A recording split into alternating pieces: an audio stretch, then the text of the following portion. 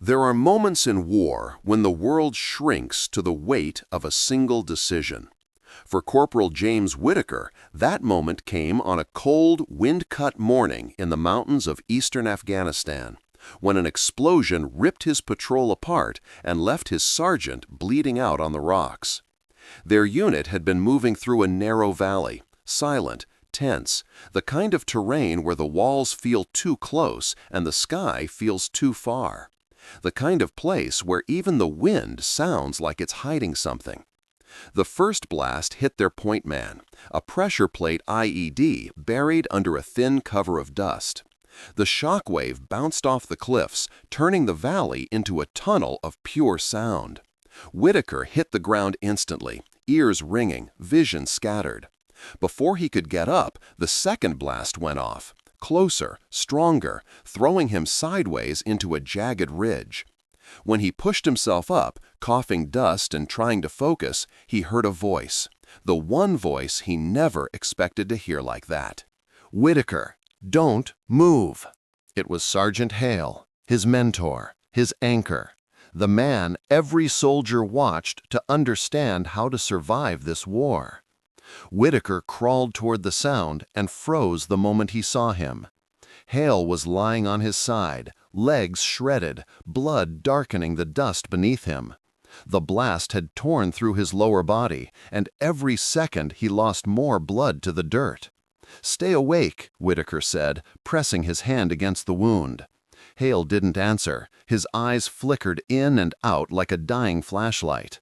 The radio crackled weakly with half-broken voices, static, screams, then nothing. Their squad was scattered, 2 men down, another missing, and Hale, their leader, was fading fast. Whitaker looked at the valley walls. Their route in was gone. The path had been turned into a crater field. Air support was an hour out at best. Medevac couldn't land here. And Taliban fighters were already moving in on their position. He could hear distant shouts echoing through the canyon. There was only one way out. Whitaker would have to carry Hale. Not 100 meters, not 1,000, but over 12 kilometers of hostile terrain. Through mountain passes, across loose shale, uphill and downhill, with insurgents closing in from every direction. He tightened the straps on his gear, wiped the blood off his hands, and lifted his sergeant onto his back. Hale's body felt heavier than his entire pack. He wasn't just carrying a man, he was carrying the weight of keeping him alive. Whitaker took his first step, then another, and another. Behind him, distant rifle shots cracked through the wind. Ahead of him, the mountains waited. And he walked anyway. Because no one leaves a brother behind. Not in this war, not in these mountains, not today. Whitaker had trained for endurance, for rock marches, for steep ascents with full gear. But nothing in his life prepared him for the weight of a man bleeding out on his back while the mountains of Afghanistan swallowed the horizon in every direction. Sergeant Hale hung over his shoulders like dead weight, heavy, limp, barely responsive. Every step made Whitaker's legs tremble. Every breath scraped his lungs raw. But he kept moving, one uneven step at a time, boots slipping on loose gravel. The valley was silent at first, too silent. Then he heard it. Voices, shouts, the distant tap of feet against rock. Insurgents were tracking the blast site. Whitaker tightened his grip under Hale's arms and pushed uphill, trying to stay hidden behind rock formations. He used the terrain the way Hale had taught him. Always break your silhouette, never stay on ridges, always watch the shadows more than the paths.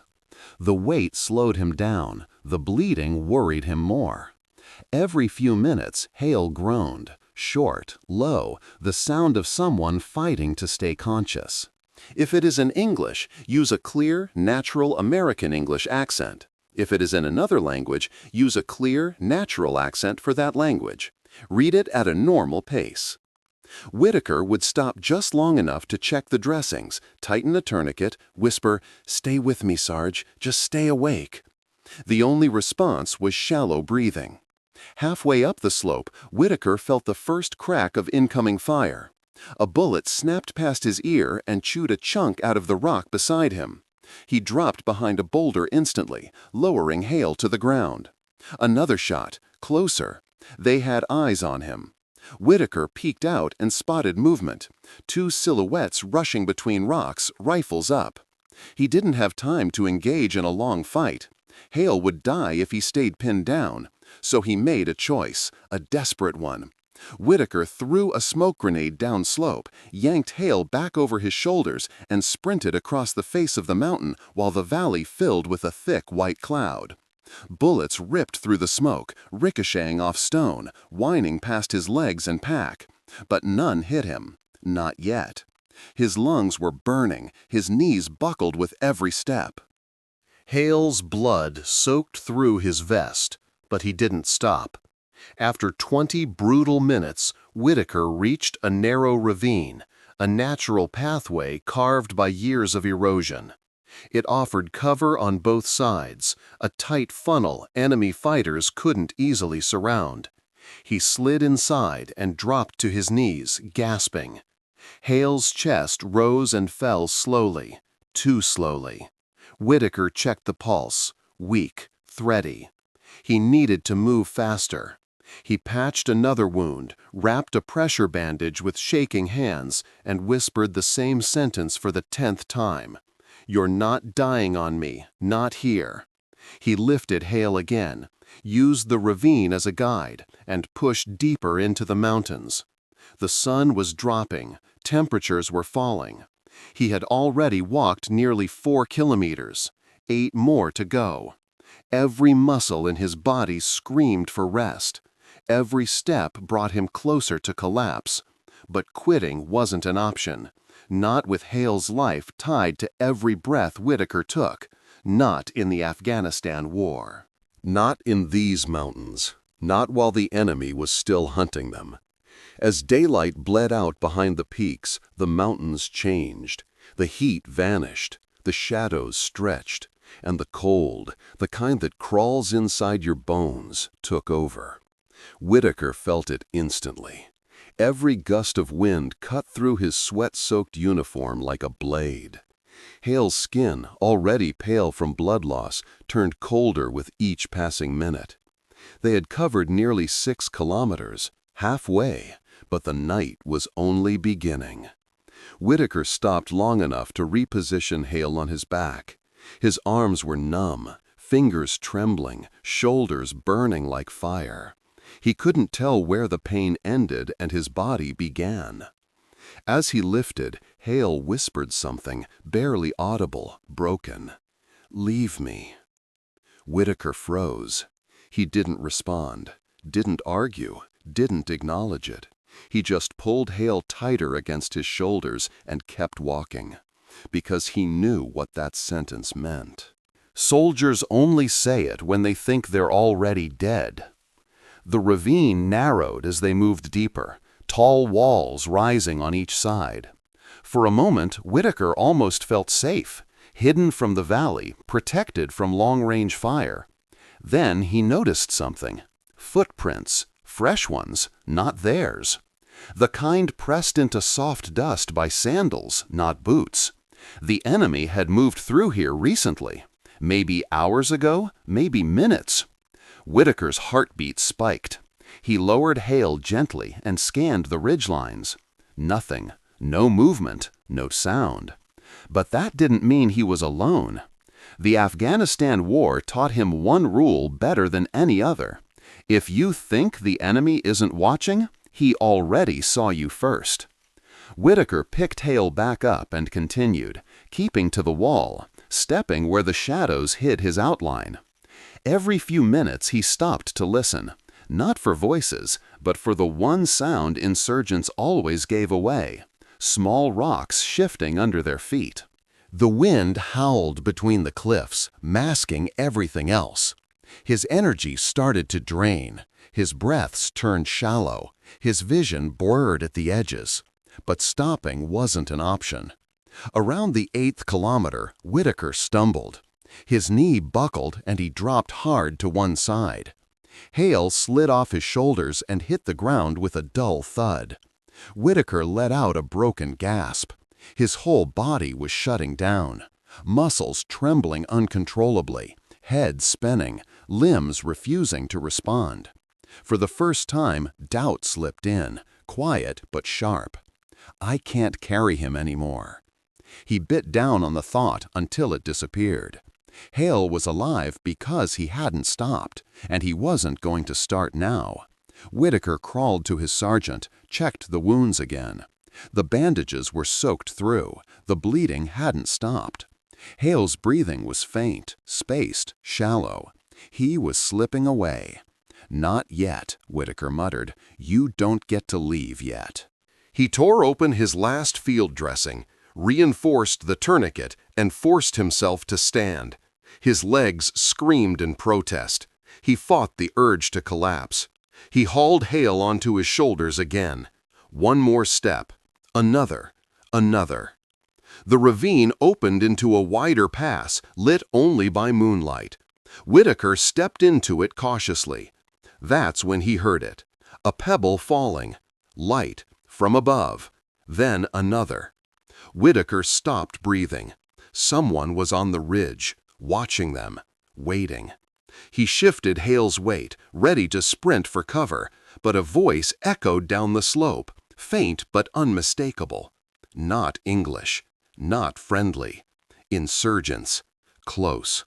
Tracking them through the darkness. Whitaker tightened his grip on Hale's arm. He whispered the only thing he could. "Hold on, Sarge. The worst part's starting." And he walked straight into the night. The sound came again. A single pebble bouncing down the ridge. Then silence. Whitaker froze mid-step, every muscle in his body locking up. He didn't look up right away. He knew better. In Afghanistan, looking toward the sound was exactly how you showed the enemy where your eyes were. Instead, he shifted Hale's weight slightly, pretending to readjust his gear while scanning the edge of his vision.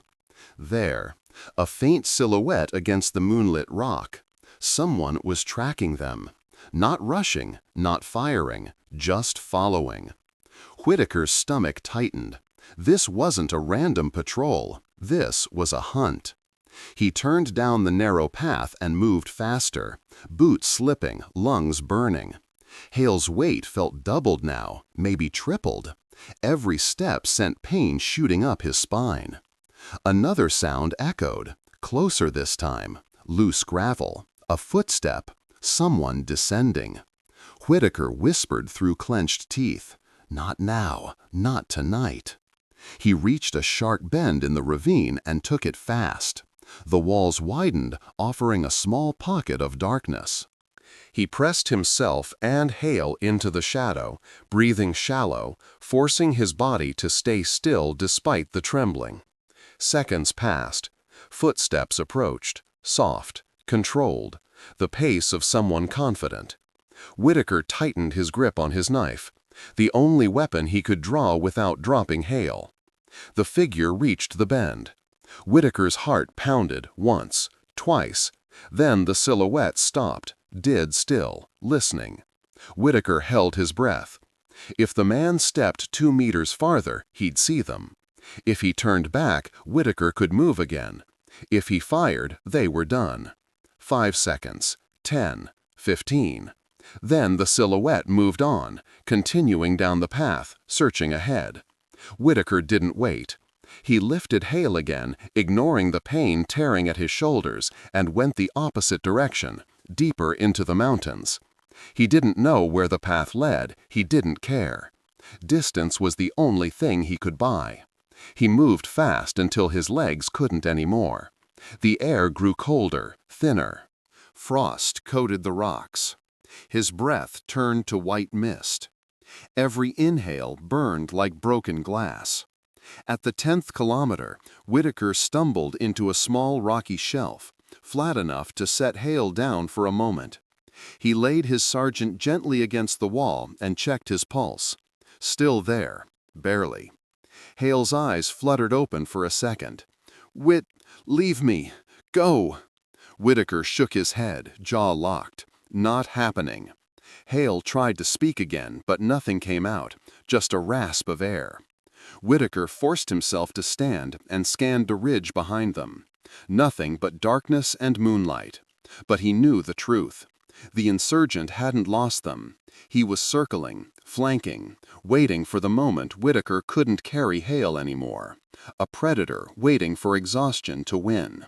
Whitaker leaned close to Hale. They want me to stop. That's how they get us. So I'm not stopping. He lifted Hale again. His arms screamed. His legs shook. His back felt like it was splitting open, but he walked anyway. One step, another, another. Behind him, somewhere far up the mountain, a faint voice echoed through the wind. A shout, a command. They had found the trail again. Whitaker adjusted his grip on Hale and whispered, "Come on, Sarge, we're almost out of the dark." But deep down, he knew the truth. The night wasn't letting them go without a fight. Whitaker had reached the point where the body stops asking permission. His legs no longer hurt, they just moved. His shoulders no longer burned. They simply existed beneath Hale's weight. His mind wasn't forming sentences anymore, only instincts. But instincts weren't enough when the enemy finally caught up. He heard it first as a faint metallic clink. Not loud, not careless, just the sound of someone trying too hard to be quiet.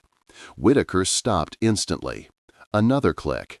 Then a whisper in a language he didn't need to understand. Then the unmistakable slide of a rifle bolt being chambered. They were close. Very close. If it is in English, use a clear, natural American English accent. If it is in another language, use a clear, natural accent for that language. Read it at a normal pace. Whitaker lowered Hale behind a boulder and positioned himself between the sergeant and the sound. He scanned the ridge, eyes sweeping through darkness broken only by moonlight glinting off jagged stone. Then he saw it, a silhouette. 50 meters out, low, slow, moving with the patience of a man who had hunted before. Whitaker reached for his sidearm and realized his holster was empty, lost in the blast. All he had was the knife. The silhouette stopped, frozen, watching. Whitaker pressed his back to the boulder, heartbeat thundering. Then another silhouette appeared on the opposite ridge. 2, maybe more. They weren't rushing, they weren't yelling, they were spreading out, closing the circle. Whitaker knelt beside Hale, checked his breathing, shallow, faint, but there. He whispered, "You stay alive, I'll take care of the rest." He didn't know if Hale could hear him, but he needed to say it anyway. A rock tumbled down the slope, deliberate, controlled, not an accident. The insurgents were signaling each other. Whitaker felt his world contract into a single point. He couldn't outrun them anymore. He couldn't hide. He couldn't carry Hale and fight at the same time. There was only one option left. He picked up a loose stone and tossed it hard toward the far wall. It hit with a sharp crack. Instantly, 2 rifles pivoted toward the sound, shadows shifting as the insurgents focused their aim on the wrong side of the ravine. Whitaker used that moment. He moved fast, silent, knife low, footsteps controlled. He wasn't attacking to kill, he was attacking to survive. He reached the nearest silhouette in seconds, grabbing the man's firing arm and driving the knife upward in one brutal motion. The insurgent collapsed without a sound. But silence never lasts in war. The second silhouette spun around, shouting. Whitaker dove behind a rock as an automatic burst ripped through the night, sparks flying off stone. He crawled back toward Hale, dirt scraping his elbows, lungs burning. The gunfire stopped. Footsteps approached. Whitaker grabbed the fallen insurgent's rifle, chambered it, and took a slow breath. He waited until he saw the shadow moving into the open. Then he fired. One shot, clean, precise. The shadow fell. Silence returned, heavy, cold, suffocating. Whitaker stayed crouched, listening for more movement. Nothing. He checked Hale again, still breathing, still alive, still waiting on him. Whitaker adjusted the sergeant over his shoulders one more time. His arms shook violently, his legs felt hollow, but he stood anyway. He whispered, "We're finishing this. I don't care what's left of me." He started walking again, limping, stumbling, dragging his strength from a place he didn't know existed. Somewhere far ahead, a faint hum appeared, low, steady, growing. Whitaker stopped. He knew that sound. Rotor blades, a helicopter. Someone was still looking for them. He tightened his grip on Hale and pushed toward the noise. Every step a battle, every breath a victory. The night wasn't over, but for the first time, the mountain didn't feel like it was trying to kill them. For the first time, there was hope. The sound grew louder. Rotor blades, cutting through the cold night air, echoing between the cliffs. Whitaker forced himself to stand straighter, even though every bone in his body begged to collapse. Hale hung over his shoulders like a lifeless weight, but Whitaker tightened his grip as if he could physically hold his sergeant's soul inside his body. He stepped onto an open section of the ridge, the first flat ground he'd seen in hours. The moonlight painted everything silver. His boots left dark tracks on the frost. The radio on Hale's vest crackled suddenly. "Any call sign? This is Raven 2. We're scanning heat signatures. Flare up if you hear us." Whitaker's heart kicked hard against his ribs. He dropped Hale gently and fumbled through his own gear, hands shaking violently, vision blurry, breath ragged. No flare. He'd used his last one days ago. He cursed under his breath. Come on, anything. Then he saw it, a single chem light, half-cracked, barely glowing inside his pack, useless from the ground, but visible in the air. Whitaker snapped it fully open, bit into the plastic to break the core, and spun it around until it burned bright neon green. He tied it to a strap, lifted it with the last strength he had left, and held it above his head. The helicopter circled once, twice, a third time. Whitaker screamed, voice cracking, "Look this way!" The light shook violently in his hand. His arms felt like they were tearing apart, his knees almost buckled. But the helicopter shifted, it turned, it angled, and then its spotlight snapped on. A beam of white tore through the darkness like a blade, sweeping the ridge until it locked directly onto Whitaker and Hale. If it is in English, use a clear, natural American English accent. He didn't cry, didn't shout, didn't celebrate. He just breathed, the first real breath in hours. The helicopter descended fast, kicking up a violent storm of dust and pebbles. The side door swung open, and the crew chief leaned out, shouting, "We got you! Move!" Whitaker tried to stand, and fell, hard. His legs were done. There was nothing left. Two rescue crewmen sprinted toward him, grabbed Hale first, then lifted Whitaker under both arms. "Easy, soldier, we got you!" They dragged him toward the helicopter as Whitaker tried to keep his eyes open. He looked at Hale, pale, bloodless, barely recognizable. Whitaker whispered, voice fading, Don't let him die." The medic inside the bird shouted back, "Not tonight, not on my watch." They pulled Whitaker in just as the helicopter lifted off. His head slumped back against the metal wall. He could feel warmth returning to his fingers, the vibration of the aircraft echoing through his bones. For the first time since the explosion, he allowed himself to close his eyes. As darkness pulled him under, he heard one last thing. The medic shouting, "He's got a pulse!" Whitaker exhaled, long, shaky, final. He had done it. 12 kilometers, 40 insurgents hunting them, one man carried through hell, and neither of them died on that mountain.